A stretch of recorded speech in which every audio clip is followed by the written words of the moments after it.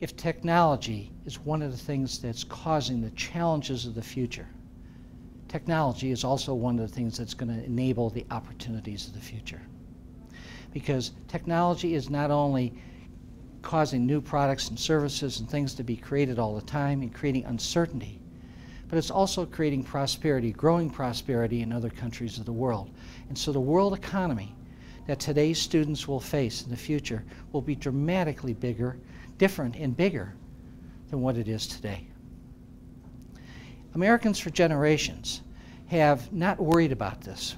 I mean, everything we need, everything we could want to do is present in our country.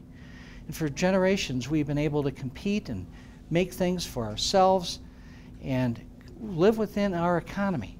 But as has been the case over the last several decades and is continuing in the future, is we find ourselves in an increasingly competitive world economy.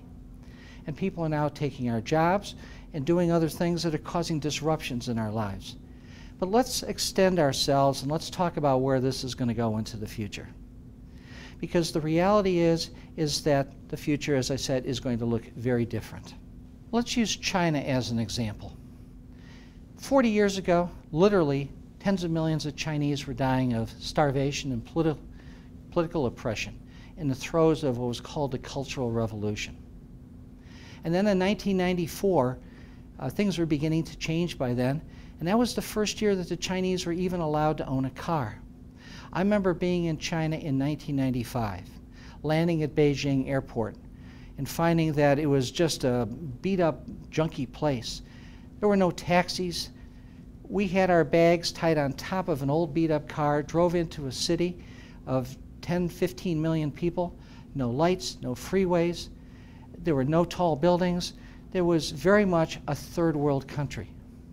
Today, go to China, go to Beijing, go to Shanghai, go to Guangzhou, go to these large gateway cities, and you will see a totally different China. Today, that same ride in from the airport, you're going to go down 8-lane divided highways, just filled with cars, latest models, not being driven by Westerners, but being driven by local Chinese.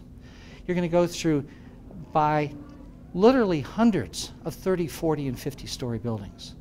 The prosperity that has come to parts of China is indicative of where the world is going. Those of you who saw Hans Rosling's video, 200 years, 200 countries in 4 minutes, saw where he pointed out that even today, Shanghai has the same standard of living roughly as Italy. So what you see happening across China is more and more people are enjoying prosperity, and as a result, that marketplace is growing.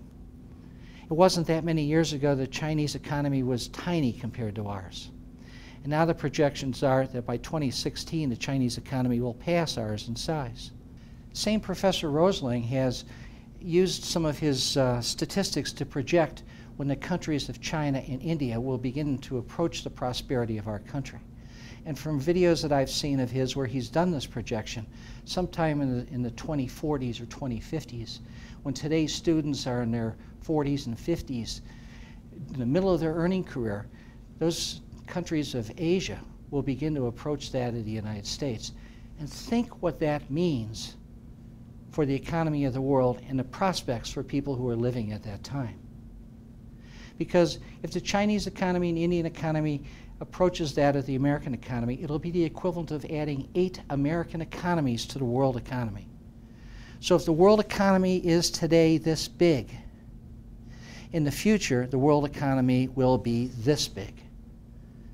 But I think most Americans don't have much feel for scale and where we are in the rest of the world.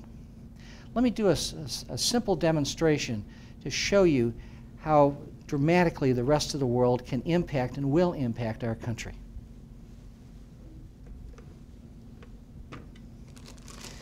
Each of the jelly beans that are in this bag represent 10 million Americans. This, ladies and gentlemen, is the United States.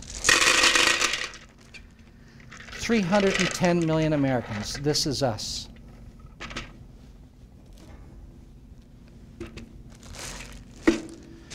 Each of the jelly beans in this bag represent 10 million people somewhere else in the world. This is the rest of the world.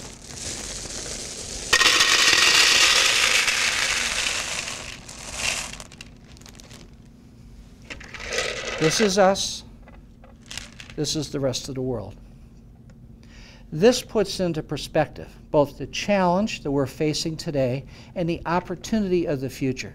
Because as the prosperity of these countries begin to rise and the world economy gets that much bigger, the opportunities for our country to do business and to work with those countries economically rises.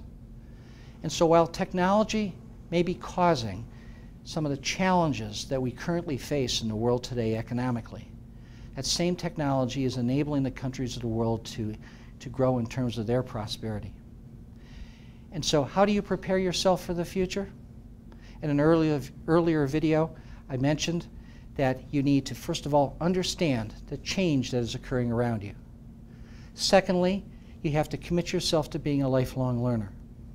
Third, you have to think entrepreneurially about things. Find solutions to problems. Look at ways to make things better. Be a force for positive improvement and change. But let me add a fourth one to that. You need to embrace the rest of the world, because the rest of the world is growing, and the world that our children face and will see in the future will be dramatically different from ours. So that's what one has to do, is prepare themselves for the innovation economy of the world that is taking place today and will continue into the future.